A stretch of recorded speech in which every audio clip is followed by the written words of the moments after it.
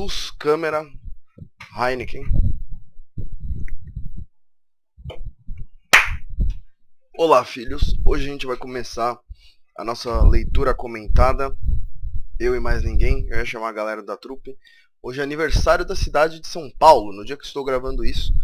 E não deu nem a hora do almoço, eu já abri uma cerveja. Por quê? Para combinar com esse maravilhoso livro, que é o Socialism Sucks, ou Socialismo Amargo, que é o título family friendly da tradução. Pra ser um pouco menos infantil, né? Porque a galera lá nos Estados Unidos gosta de dar uma zoada, gosta de dar uma aloprada, né? E como a esquerda não sabe fazer meme, a gente sabe, né? Então, esse título um pouco polêmico, talvez até um pouco chamativo, colocar esse tipo de título para atrair público aqui para nossa leitura comentada. Mas o que eu ia fazer, cara? Eu tava fazendo uma transcrição do livro. Isso daqui eu comecei a traduzir do original, né? Fez até de uma forma um pouco resumida, blá blá blá.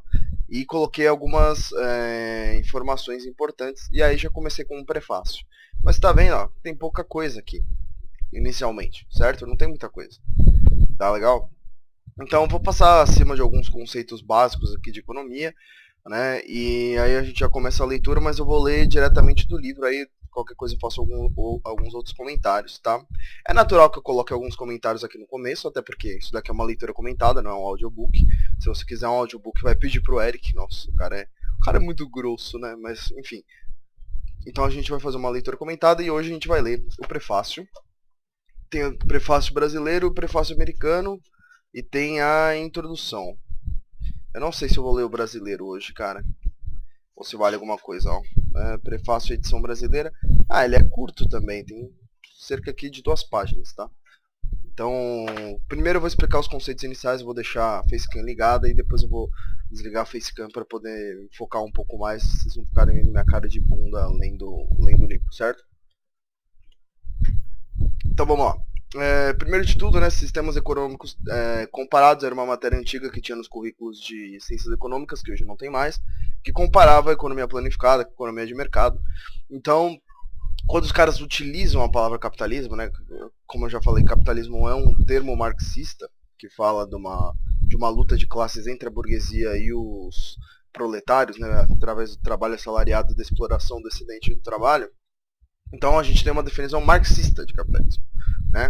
Seria o sistema econômico da lógica do capital.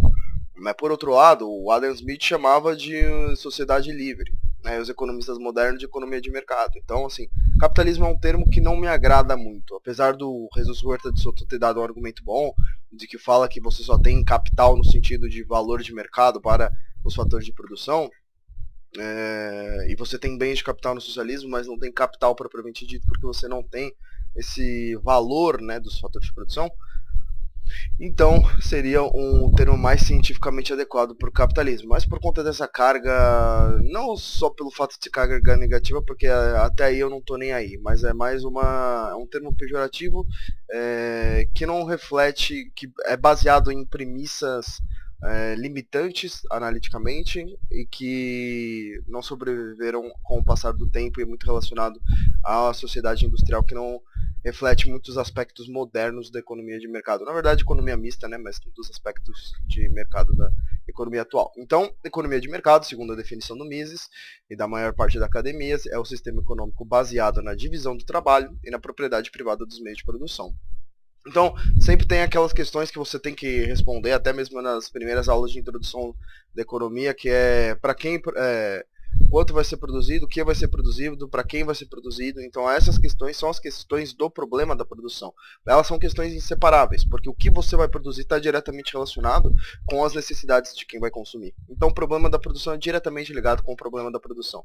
Então, aspectos qualitativos são diretamente ligados com aspectos distributivos, entende? Isso daí é uma coisa que a concepção plotológica ricardiana e smithiana e marxiana mesmo não pode perceber porque está fora do escopo de análise deles, que é o foco na riqueza propriamente dito, como Marx mesmo diz, se apresenta como uma coleção de mercadorias, né? Mas agora os aspectos qualitativos são ignorados, né? Economia planificada ou socialismo, que a gente está definindo pela ciência econômica, né, coisa que marxista não faz, que é definir socialismo, né, ou fala que é simplesmente a negação, a antítese do capitalismo, que também é, de certa forma, limitante, porque a economia de mercado é mais complexa do que só coisas que podem ser negadas logicamente, porque existem aspectos mais complexos do que aspectos binários. Então, a gente define na ciência econômica a economia planificada ou socialismo como sistema econômico em que as decisões sobre as questões da produção e distribuição são planejadas por um órgão central. Esse órgão central pode ser o Estado propriamente dito, pode ser um comitê de auto-intitulados especialistas ou qualquer coisa do tipo, tá? Geralmente o Estado que estabelece propriedade sobre os meios de produção. Já no comunismo seria uma etapa posterior em que o Estado deixaria de existir e os recursos seriam gerenciados pela comunidade, né, de maneira propriedade comunal. Deixa eu ver. Que estabelece propriedade sobre os meios de produção, ao contrário da produção descentralizada, ou seja, aqui a produção é necessariamente centralizada. E isso Marx deixa claro quando ele fala da negação da anarquia de produção e distribuição do capitalismo. Porque se você vai negar a descentralização da produção e da distribuição, então você necessariamente tem que ter a centralização, é a negação lógica, certo?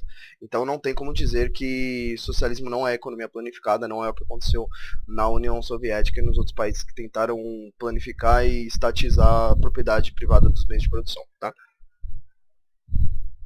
Nos termos marxianos, produção e distribuição anárquica da economia de mercado. Para Marx, esse seria apenas mais um estágio no curso da história. Também é discutível, né, a questão do materialismo dialético, blá blá blá, mas eu não vou entrar nesses aspectos. A negação do capitalismo tenderia para o comunismo, e essa negação seria um sistema no qual as classes seriam extintas e não haveria limitações de especialização e escassez.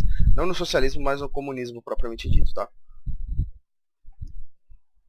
A escassez seria um produto da economia de mercado, não uma limitação dos recursos face à multiplicidade de objetivos dos indivíduos. Até porque os objetivos das pessoas são ignorados em prol dos objetivos da matéria, que é uma coisa até meio... parece uma fábula, né, quando você coloca nesses termos. Economia mista, intervencionismo, que é o que a gente tem hoje. Economia que mistura elementos dos dois tipos de economia acima, um pouco de planejamento central e um pouco de laissez-faire, né, de capitalismo, né, de economia de mercado sem amarras, economia de mercado pura. Compõe a maior parte das economias mundiais. É claro que já houveram economias de mercado puras na história da humanidade, tá? Eu não vou trazer exemplos agora porque eu não sou bom de ficar anotando exemplozinho. Eu sou mais de vamos discutir porque as coisas funcionam ou não funcionam, e aí se a gente analisa os exemplos práticos a gente entende por quê. E não fica nessa de decorar exemplinho. Eu não sou de decorar exemplinho, eu não gosto dessas coisas. Mas tem, até mesmo no Velho Oeste mostrava que o sistema econômico do Velho Oeste não era tão selvagem assim. Né? Tem inclusive um livro lá, The Not So Wild Wild West, eu vou comprar esse livro depois.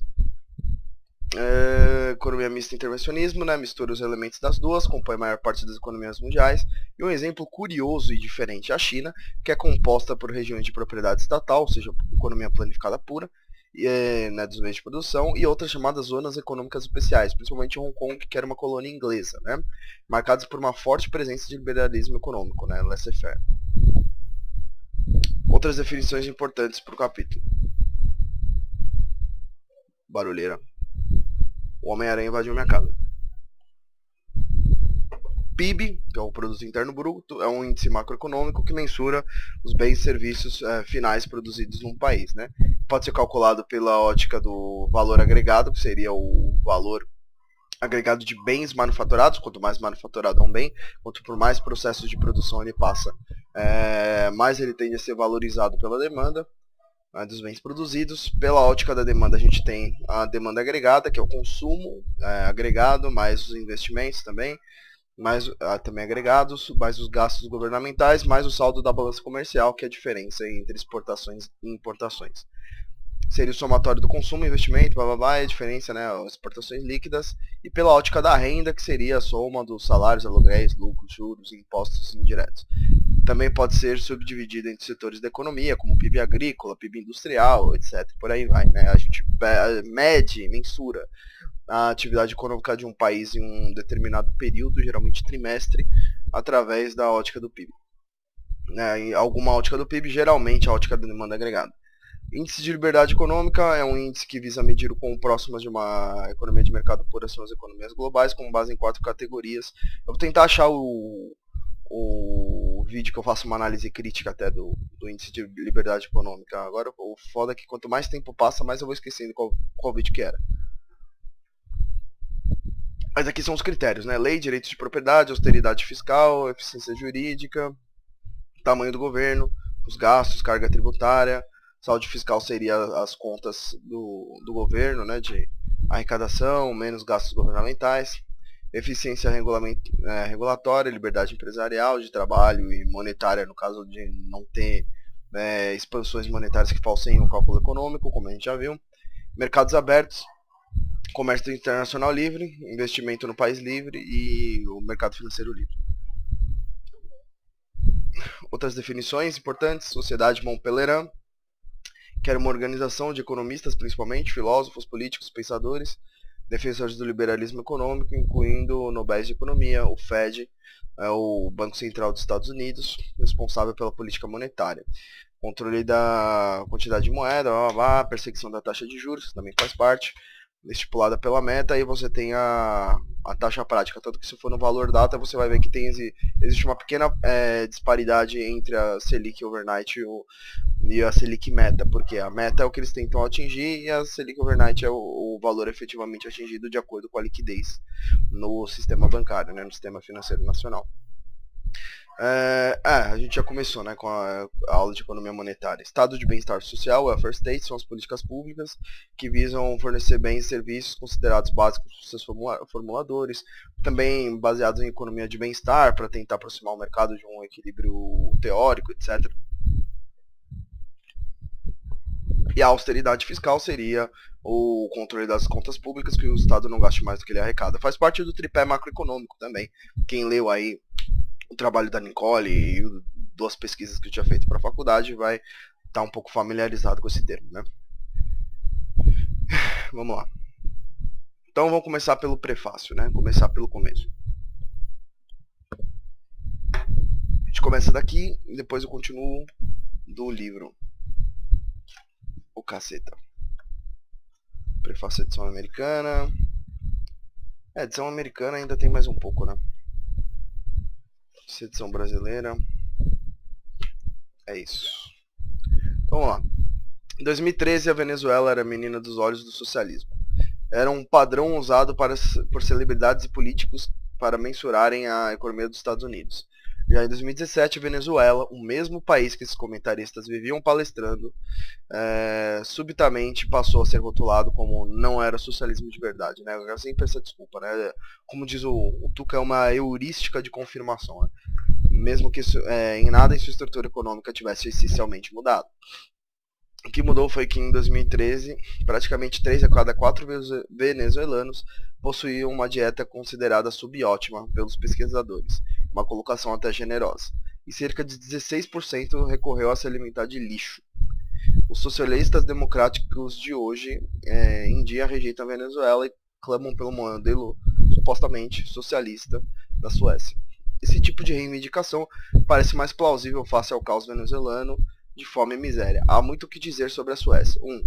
Suas políticas socialistas, entre aspas, foram possibilitadas sob a riqueza criada sobre uma economia de mercado essencialmente livre, tão recente quanto na década de 50. Lembre-se, governo gastando uma porcentagem menor que o PIB dos Estados Unidos, menor que o PIB do próprio país, né, que uma porcentagem em relação ao PIB menor que a dos próprios Estados Unidos, né?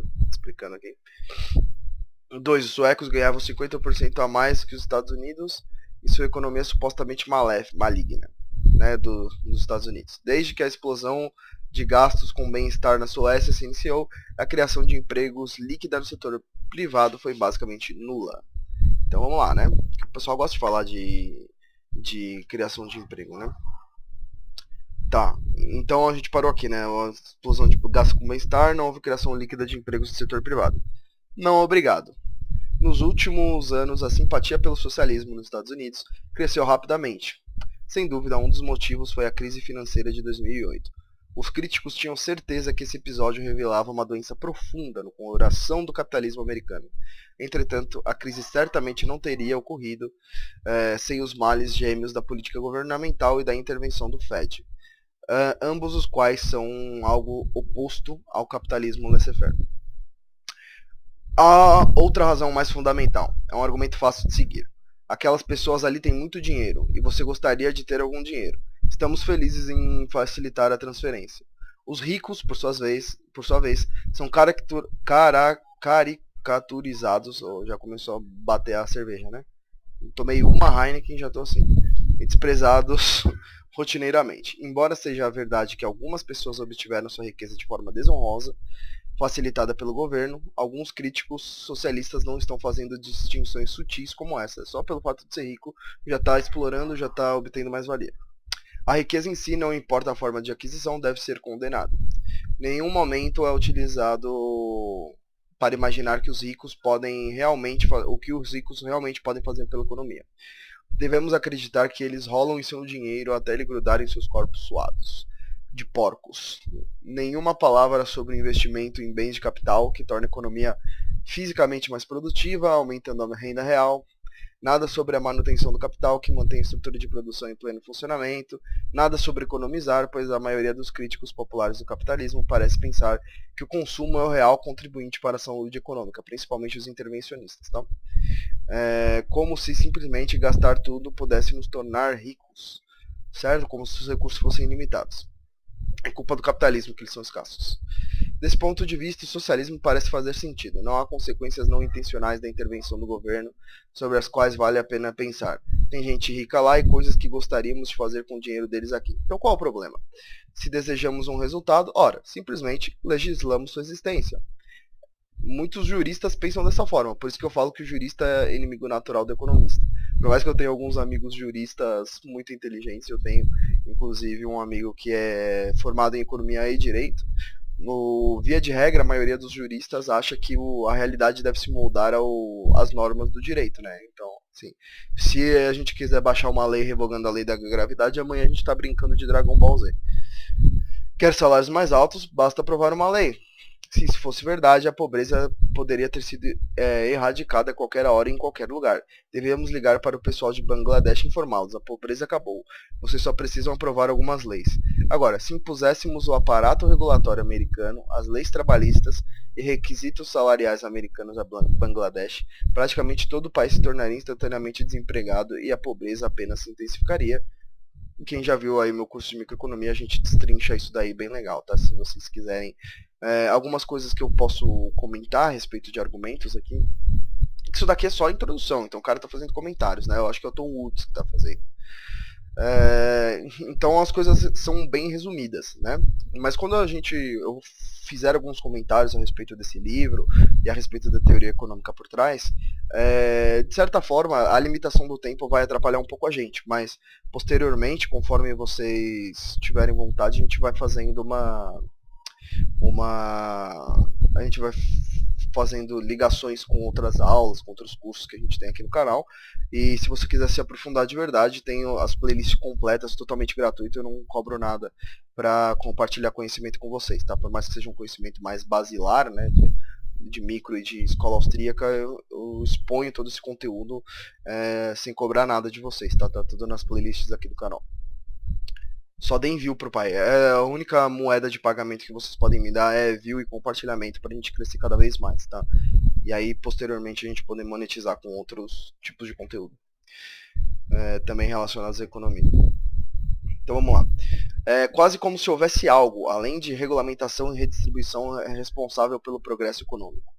Entre os grandes méritos do livro Socialism Sucks, ou Socialismo Amargo, em português, está o fato dele ser curto, envolvente e facilmente digerível. Precisamente o que o lado antissocialista, pró-liberdade, precisa agora. Não gosto de usar esses termos anti aí, porque sempre remetem a alguma questão coletivista e brainlet, de você querer estar na contramão de algo, né? Igual os socialistas são antifascistas, mas economicamente são irmãos do fascismo. Filha da puta! Mas economicamente são irmãos do fascismo, né? Então, não gosto de utilizar esse termo, eu sou anti não sei o que, eu sou anti chupacu de Goiânia. Então, não são coisas legais de a gente usar, tá? E podem se preparar porque nesse livro a gente vai fazer várias piadinhas, porque isso não é um livro sério, tá? Pode ser um pouco técnico, mas não vai ser sério, tá? Então a gente vai fazer piadinha, vai fazer zoeira, eu não tô nem aí, tá bom? Então vamos lá. Devo acrescentar que seus guias na viagem pelo mundo não livre, Unfree World, né, na qual você está prestes a embarcar, não poderiam ter sido filha de uma puta. O que o cara tá comemorando, mano? Comemorando que a mulher dele parou de dar pro vizinho, filha de uma puta. Tomar no cu, velho. Não poderiam ter sido melhor escolhidos, né? Bob Lawson, que realizou uma extensa pesquisa sobre liberdade econômica de vários países do mundo, tem uma visão importante sobre o que funciona e o que não funciona. O livro de Ben Powell sobre as fábricas exploradoras, publicado pela Cambridge University Press, que inclusive tem um livro Austrian Capital Theory, que também é muito bom. É meio que um paper barra livro. Explica o que precisa ser feito, o que precisa ser evitado, para que o mundo em desenvolvimento, vulgo subdesenvolvido, prospere, bem como as várias maneiras através das quais ocidentais ignorantes, ainda por vezes bem intencionados, retardam aquele processo.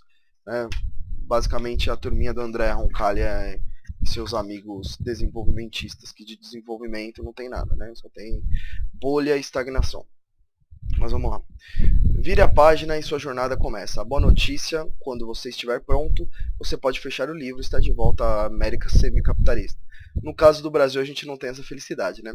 Isto é, pelo menos por enquanto. Tom Woods, nosso querido amigo, católico ANCAP. Agora tem o prefácio edição brasileira. Cara, é bem curto, tá? Eu vou ler aqui só por questão de... foda-se. E aí depois a gente vai ter o primeiro, que é o Socialismo Faminto da Suécia, tá bom? Não sei se eu vou fazer edições nesse vídeo. Acho que eu vou postar ele na íntegra, com pessoas comemorando o chupacu de Goianinha. 51, vamos lá. A gente vive num mundo ultra intelectualizado. Não sei se é ultra, tá com urra. Se era ultra, esquecer do T. E francamente chato. Há estatísticas, fórmulas, citações e explicações para absolutamente todas as hipóteses, das mais nobres às mais imorais, como o aborto, as restrições de liberdade por motivos diversos e até para essa experiência fracassada chamada socialismo. Envaidecido e alçado à condição de Deus nesta provocação da era... Olha lá, olha lá. O Mocabaço está mandando notificação. Eu sempre tenho que lembrar de tirar o fucking Telegram das notificações. Envaidecido e alçado à condição de Deus nesta nossa provocação da era das luzes, o cérebro humano realmente se acredita capaz de controlar política e economicamente a humanidade, né? Lembrando da reação ao vídeo do Humberto do Saia da Matrix. Entre na Matrix, à custa da própria humanidade. Nessa batalha que parece acadêmica, mas tem um quê de espiritual, a economia destaca-se. Desde que os homens passaram a se acreditar capazes de controlar a ação humana, as ciências econômicas viraram um campo fértil para um sem número de experimentos. Tudo sob a justificativa de melhorar o mundo, ajudar as pessoas, né, mas com os meios completamente errados, né, insustentáveis, isso bem.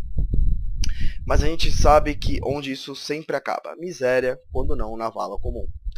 Um dos motivos para isso, e aqui evoco um raciocínio de Jordan Peterson, está na ilusão diabólica de que a realidade pode ser plenamente compreendida pelo nosso intelecto, por nossa tecnologia.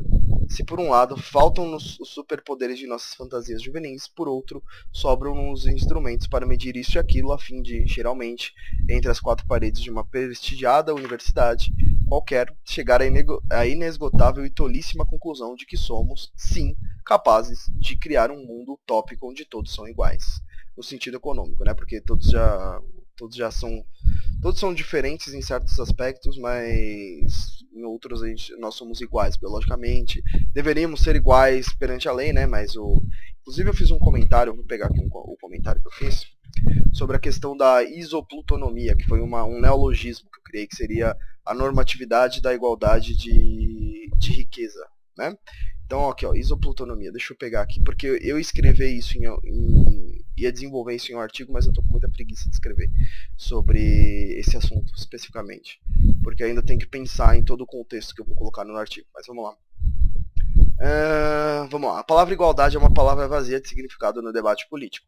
Quando o liberal clássico ou um libertário defende igualdade, isso se refere à isonomia, a igualdade de direitos, derivada da universalidade destes. Por outro lado, quando um socialista defende a igualdade, esse se refere ao que define agora como isoplutonomia, a normatização da igualdade de riqueza, supondo que esta seja medida em renda, por mais que seus defensores comumente confundam patrimônio com renda, tá? Importante. Há de se pontuar, todavia, que a noção de equidade, isto é, garantia da igualdade de oportunidades pela compensação de diferenças, é a forma explícita de assumir a impossibilidade da igualdade absoluta, tornando explícito o trade-off entre isonomia e isoplutonomia, que é o neologismo da minha parte. Já os nazistas defendem uma igualdade étnica, assim como os marxistas utilizam-se de uma doutrina ideológica polilogista, né, que defende que cada classe dentro do esquema de luta de classes dele tem uma lógica própria de pensar, né? Mas faltaria provar isso, né? Provar essa não universalidade da lógica. Porém, substituíram a luta de classes por um conflito étnico, certo? Então, voltando. Inclusive tem um livro legal do Mises aí que chama Governo Onipotente, que ele bate justamente na questão do socialismo, tá? E ele fala bastante de polilogismo também. É um livro que ele trata mais dessa questão. Tem um capítulo só sobre polilogismo, que aí a gente pode abordar posteriormente, ou em uma leitura comentada como essa, um livro conceitual. Então vamos lá. Para nossa sorte, dessa prisão intelectual fugiram Robert Lawson e Benjamin Powell, autores do divertido e instrutivo Socialism Sucks que você tem em mãos neste momento. É bom que você tem em mãos esse livro, porque a fuga dos dois economistas é um ato de coragem que precisa ser admirado e estimulado. Se tivéssemos mais economistas em contato direto com as consequências imediatas de suas ideias, o socialismo não prosperaria, até porque o ser humano sente uma repulsa natural pela miséria de seus semelhantes. A ideia por trás de socialismo amargo, Socialism Sucks, é simples e em nada original. Dois intelectuais, no caso economistas, viajam pelo mundo a fim de observar de perto o zoológico humano que invariavelmente se transformam as experiências socialistas.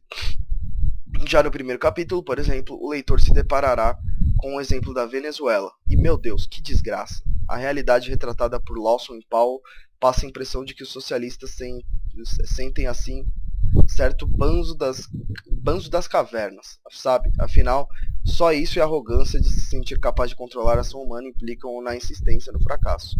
Outra coisa rara de se encontrar em livros escritos por economistas, mas que sobra em Socialism Sucks, é o humor. Um humor assim acadêmico, humor de gravata borboleta, cringe. Mas ainda assim, humor. Né? Eu sou muito mais a gente usar camisetas de bandas de metal e moletons do Brutal Kill, me apresentando como Pedro Miqueleto Palhares, PHD, com uma puta cara irreverente e metaleira e maloca mesmo, do que ficar com essa coisa de gravata borboleta, olha, nós somos austríacos, nós temos a tradição da gravata borboleta, isso é coisa de cringe e de virjola, kkkk. Tá, então, humor de gravata borboleta, cringe, né? Que aqui e ali e acolá precisa ser lubrificado por hectolitros de cerveja. Porque é difícil mesmo. E deve ser especialmente difícil para economistas encararem sóbrios a estupidez concretizada de seus pares, de seus peers. Socialism Sucks, você acompanhará os autores pela já mencionada e paupérrima, apesar de estar sobre a maior reserva de petróleo do planeta, Venezuela, pela vizinha Cuba, pelas distantes e distópicas China e Coreia do Norte, e pela Rússia e Ucrânia. Em teoria, economias não socialistas. A Rússia hoje em dia nem tanto, né? Já foi mais com a União Soviética. Mas que sofre assim de uma espécie de uma cirrose econômica provocada por quase um século de planejamento centralizado. Talvez você esteja se perguntando por que se daria ao trabalho de ler essas crônicas de viagens que retratam apenas a tristeza que é viver sob regimes autoritários que almejam controlar todos os aspectos da vida humana. Eu compreendo. Há um quê de incômodo de Schadenfreude nisso, sei lá, eu sou burro em psicologia e afins. objetivo de Lawson e Paul, contudo, não é apenas rir das escolhas estúpidas desses povos que optaram por legar suas vidas a um punhado de burocratas arrogantes. Nem sempre, né? A revolução não necessariamente reflete a opinião da maioria, mas ok. Por outra, o objetivo deles é ressaltar as consequências de uma escolha que parece cada vez mais natural, entre aspas.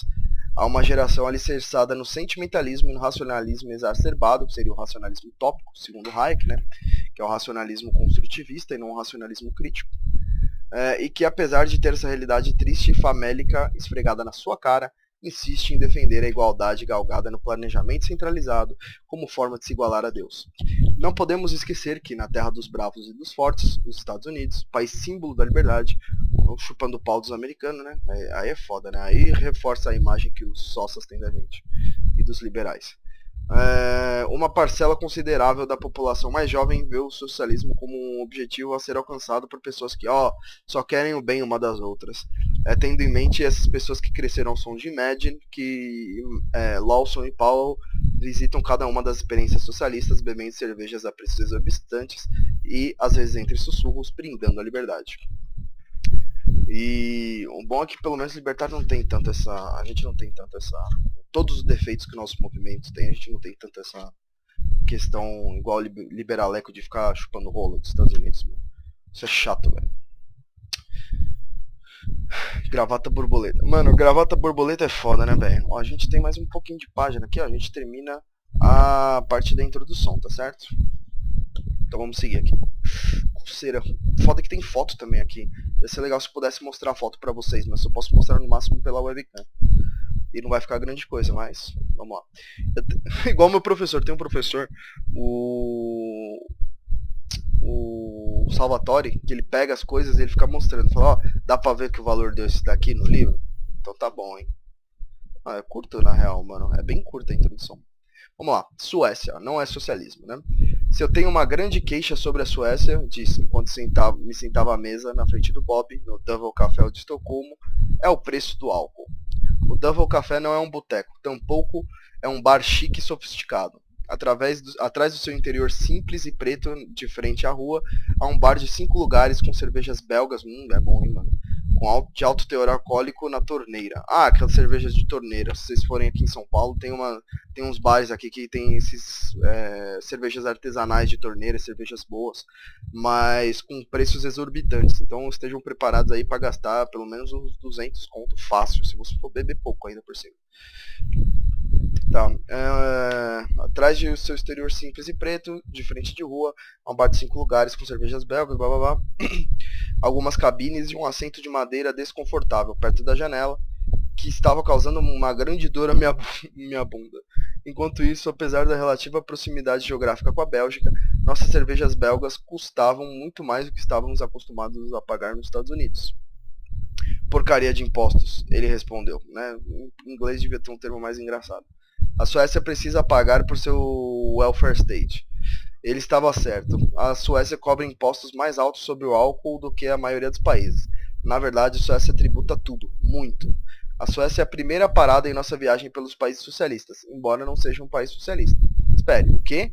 Você ouviu que a Suécia é um exemplo de país exemplo de que o socialismo funciona? Embora muitas pessoas acreditem que a Suécia seja um país socialista, e algum de nossos políticos tentem usar esse mal-entendido para promover suas próprias agendas, apresentaremos evidências do contrário. Primeiro, deixem-me dar algumas informações básicas sobre Bob e eu para saber de onde viemos. Bob cresceu em Cincinnati, Ohio. Sua origem é de classe trabalhadora e é um fã de longa data das equipes esportivas profissionais das divisões mais baixas de Cincinnati. Enquanto isso, seu PhD na Universidade Estadual da Flórida no início dos anos 90, Bob envolveu-se em um projeto de análise de dados quantitativos que finalmente resolveria uma questão que há muito tempo era ponto de discórdia entre cientistas sociais. Se é um governo mais capitalista ou um governo mais socialista que cria condições que mais se traduzem em melhor qualidade de vida para seus cidadãos. A ideia do Índice de Liberdade Econômica de Bob, publicada no relatório anual da Economic Freedom of the World, do Fraser Institute, começou com Milton Friedman, ganhador do Prêmio Nobel, e Michael Walker, diretor executivo do Fraser Institute, em Vancouver. Desde meados da década de 90, Bob trabalhou com o professor James Courtney, da Florida State, para divulgar o Índice Anual de Liberdade Econômica do Fraser Institute. Falaremos muito sobre esse índice nesse livro. Bob foi professor da Shawnee State e na Capital University, ambas em Ohio, e na Universidade de Auburn, no Alabama, antes de conseguir seu emprego atual em Dallas, onde é diretor do Centro O'Neill para Mercados Globais e Liberdade, na Escola de Negócios Cox, na Universidade Metodista do Sul. Eu venho de uma formação de classe trabalhadora semelhante de Haverhill, em Massachusetts, cerca de 50 km ao norte de Boston, e continuo sendo um fã ávido das franquias esportivas decididamente superiores de Boston.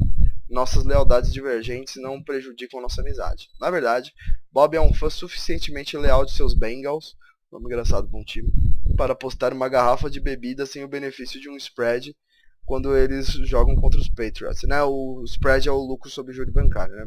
A diferença de compra e venda no ativo. Eu gostei de beber aquelas garrafas, embora eu suspeite que eu esteja me presenteando com bebida ganha de outro amigo meu, torcedor insistente dos Browns. Obtive meu PhD na George Mason University, que nós adoramos, né, meus amigos, e passei a ser professor na Universidade Estadual de San José, na Califórnia, e na Universidade de Suffolk, em Boston, antes de assumir o cargo de professor de economia e de diretor do Instituto de Livre Mercado na Universidade de Tecnologia do Texas há 6 anos. Bob e eu nos tornamos amigos durante uma reunião da Sociedade Mont Pelerin em Salt Lake City em 2004. O economista Friedrich Hayek fundou a Sociedade Mont Pelerin, Suíça, em 1947, reunindo acadêmicos talentosos de todo o mundo preocupados com a disseminação do socialismo e do totalitarismo. Ao longo dos anos, 8 membros da Sociedade Mont Pelerin ganharam o Prêmio Nobel, incluindo Hayek e Friedman. Hoje a sociedade tem mais de 500 membros, não apenas acadêmicos, mas líderes empresariais, políticos e intelectuais que compartilham o compromisso de defender a liberdade. Salt Lake City estava em lei seca em 2004, exceto nos clubes privados, basicamente bares que vendiam associações de curto prazo, como a taxa de consumação. Bob e eu nos tornamos sócios e companheiros de bebida em um desses clubes perto do nosso hotel e escalamos nossa primeira montanha juntos na proximidade da Cordilheira Wasatch. Desde então, compartilhamos inúmeras bebidas, participamos de dezenas de conferências de economia e escalamos muitas montanhas. Bob e eu também compartilhamos uma devoção à liberdade e ao livre mercado. Entretanto, nossa devoção não é mera ideologia, é também formada por teoria econômica e evidências. O economista vencedor do Prêmio Nobel, James Buchanan, acreditava que a compreensão dos princípios econômicos permite ao homem médio comandar as alturas do gênio, mas sem esses princípios, ele é um idiota tagarela. Em muitos aspectos somos caras bastante normais. Contudo, em nosso treinamento em teoria econômica e nossa análise de dados nos permite ver, compreender e explicar o mundo de maneira um pouco diferente da maioria das pessoas. Esperamos que nos ajude a evitar sermos idiotas tagarelas. Esse livro é um relato verdadeiro de nossas viagens, portanto inclui o nosso beber, às vezes excessivo, misoginia de baixo grau e linguagem obscena. Somos homens americanos, brancos de meia idade, que não estão despertos, woke, né? Nem mesmo sabem o significado de interseccionalidade. Se isso ofende, você pode deixar esse livro de lado e ler um de nossos enfadonhos artigos de periódicos acadêmicos. Terá os mesmos argumentos, mas sem a cor local. Nesse livro, porém, nosso objetivo é atingir um público popular, que apreciará não apenas nossas percepções econômicas, mas também nossa honestidade prática. Escrevemos esse livro porque muitas pessoas parecem perigosamente ignorantes sobre a definição de socialismo, como ele funciona em seu histórico. Também queríamos nos embebedar em Cuba, e essa foi uma ótima maneira de amortizar nossas despesas. Na primavera de 2016, uma pesquisa em Harvard descobriu 1/3 de jovens de 18 a 20 anos apoiavam o socialismo. Outra, da Fundação Memorial das Vítimas do Comunismo, relatou que os millennials, a geração Y, nascidos entre 1980 e 96, apoiavam o socialismo acima de qualquer outro sistema econômico. O Young Democratic Socialists of America, que tinha apenas 12 unidades em campi universitários no final de 2016, cresceu para quase 50 unidades em outono de 2017. Michelle Fisher, de 20 anos, co-presidente nacional da organização, disse: "Acho que as pessoas da minha geração, pessoas que cresceram após a Guerra Fria, não acham que o socialismo seja isso que ele é para os mais velhos. O tabu, para mim, nunca existiu. Obviamente não. A pesquisa Vítimas do Comunismo descobriu que 31% dos millennials tinham uma visão favorável do Che Guevara, 23% tinham uma visão positiva do Lenin e 19% aprovaram Mao Tse Tung. Então, pelo menos 2 em cada 10 millennials aparentemente pensavam que o assassinato em massa, no interesse do socialismo, não seja tão ruim. Esse é um dos tabus que caíram. Entretanto, não apenas os jovens os ignoram ou os negam o passado pernicioso do socialismo. Em 2017, o New York Times publicou uma coluna semanal, Século Vermelho, explorando a história e o legado do comunismo 100 anos após a Revolução Russa. Embora os comunistas e os tópicos variassem semana para semana, houve pouco foco nos assassinatos em massa intencionais, realizado por regimes socialistas. Nem houve muita menção à insanidade econômica dos governos socialistas, que resultou em milhões de pessoas morrendo de fome. Em um ano inteiro de colunas, apenas uma discutiu como o socialismo levou à estagnação econômica. Surpreendentemente, Times proporcionou-nos colunas sobre como o socialismo era apenas uma forma avançada de liberalismo. Os antigos socialistas antes de Marx pensavam da mesma forma. Destacavam as políticas supostamente verdes do eco-guerreiros de Lenin, e instruindo-nos sobre por que as mulheres tinham sexo melhor no socialismo. Os caras são demais, né, cara? É muita cegueira ideológica. É muito wishful thinking mesmo. Quase ao mesmo tempo, Bernie Sanders, um autoproclamado socialista democrata, fez uma forte disputa pela indicação do Partido Democrata para presidente, obtendo 43% dos votos nas primárias democratas de 2016. É engraçado, né, mano? Só teriam... Eu não vou entrar, né? Eu não vou entrar nesse mérito, deixa quieto. Como tantos americanos podem ver o socialismo de forma tão favorável quanto na prática, quando, na prática, ele levou à miséria e ao assassinato em massa? A resposta é que, assim como o New York Times, muitas pessoas presumem que o socialismo seja apenas uma forma mais generosa de liberalismo. A pesquisa Vítimas do Comunismo descobriu que apenas 1/3 dos millennials podia definir o termo socialismo corretamente. Né? No primeiro debate do Partido Democrata, Sanders foi questionado sobre como o socialista poderia ganhar uma eleição geral nos Estados Unidos. Ele apontou que países como Dinamarca, Suécia e Noruega como exemplos de sua versão de socialismo. Contudo, esses países não são socialistas. A Suécia tem um grande estado de bem-estar social, assistência médica fornecida pelo governo e generosos benefícios de desemprego. E as bebidas do Double Café eram, de fato, altamente tributadas. Entretanto, os problemas de bem-estar e direito, embora altamente valorizados pelos acólitos do socialismo, não são componentes definidores do socialismo. E a gente já definiu o que é o socialismo, né? A economia planificada. Outra coisa é essa questão de tributar consumo, né? A gente fez um vídeo de formas de tributação, de incidência da carga tributária também. No curso de microeconomia a gente tratou como a tributação sobre consumo, ela na realidade desfavorece os mais pobres, porque a maior parte da cesta de consumo dos mais pobres é a questão de alimentação, né? E necessidades básicas. O índice de liberdade econômica criado com a ajuda de Bob é provavelmente a melhor maneira de medir se um país tem um sistema mais capitalista ou socialista. O índice usa uma escala de 0 a 10, sendo as pontuações mais altas indicadores de um sistema mais capitalista, ou mais economia de mercado, né, sendo mais preciso, e mais próximos a 0, mais economia planificada.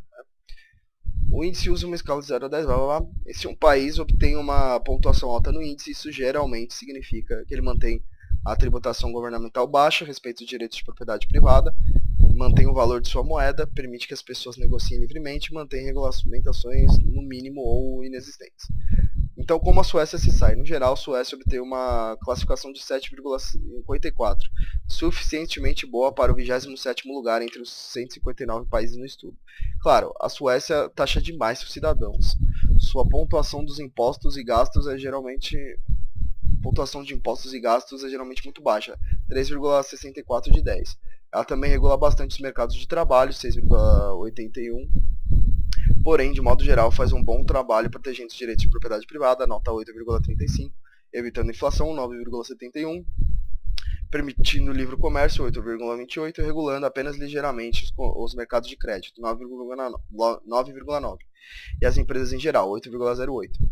Dos outros países nórdicos mencionados pelo camarada Bernie, a Dinamarca tem pontuação de 8, a Noruega de 7,62 e todos os três estão entre os 20% no topo da lista de países economicamente mais livres do mundo, né? Ou seja, o mais longe possível do socialismo. Resumindo, a Suécia é um país próspero, basicamente capitalista. Quando estávamos lá, podíamos ver isso com nossos próprios olhos. Os suecos eram obviamente ricos, seus prédios bem conservados, sua cerveja boa e gelada. Na verdade, o que vimos foi coerente com a pesquisa, que usa o índice de liberdade econômica para medir o próprio impacto sobre os padrões de vida. Em uma revisão recente de quase 200 estudos acadêmicos, Bob e seu coautor, Joshua Hall, concluíram que mais de 2/3 desses estudos encontraram correspondência entre liberdade econômica e resultados considerados bons, como crescimento mais rápido, melhores padrões de vida, maior IDH, mais felicidade, etc. Felicidade é um pouco difícil de medir, mas tudo bem. Menos de 4% das amostras associaram a liberdade econômica a um resultado ruim, como aumento da desigualdade de renda, né? Ou concentração de renda. Embora a Suécia ainda seja predominantemente livre hoje, costumava ser ainda mais livre. Nosso amigo sueco Johan Norberg contou a história de como as reformas econômicas laissez-faire enriqueceram a Suécia. Viu só? Relato do povo local. Não estou falando só da Deep Theory, como a gente geralmente fala aqui, né? Eu estou falando de relato de pessoas mesmo, né? Como é que fala? De depoimentos, saca? Em sua narrativa no início da na década de 60, seus ancestrais eram tão pobres que precisavam misturar casca de árvore e a sua receita de pão quando estavam com pouca farinha. Os rendimentos da Suécia naquela época eram equivalentes aos do Congo hoje. Ao mesmo tempo, a expectativa de vida era metade e a taxa de mortalidade infantil 3 vezes mais alta que em muitos países pobres modernos.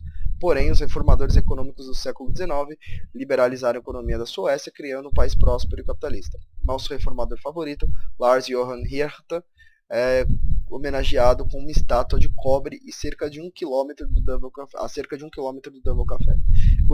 Gostamos de Lars porque ele defendeu a liberdade de expressão, direitos iguais para mulheres, liberdade de negócios, livre comércio, governo pequeno e revogação de leis públicas contra a embriaguez, desde que o bêbado não ameaçasse ninguém. Brindemos a isso. Aí tem uma foto do Bob com o Ben Powell e seu colega Brad Hobbs saboreando uma cerveja belga na Suécia. Eu não sei se dá pra ver direito, eu vou dar uma de Salvatore aqui pra ver se vocês conseguem enxergar, mas essa foto aqui. Hierta e outros reformadores acabaram implementando muitas de suas políticas, e a Suécia cresceu rapidamente. Entre 1850 e 1950, a renda aumentou 8 vezes, a expectativa aumentou 28 anos e a mortalidade infantil caiu de 15% para 2%. Em 1950, a Suécia era um dos países mais ricos do mundo e ainda tinha um governo pequeno. Sua carga tributária total de 19% do PIB era inferior à dos Estados Unidos e de outros países europeus. Apenas recentemente, a carga tributária suécia e o tamanho do governo aumentaram, os gastos explodiram de 31% para 60% do PIB nos 20 anos entre 1960 e 1980.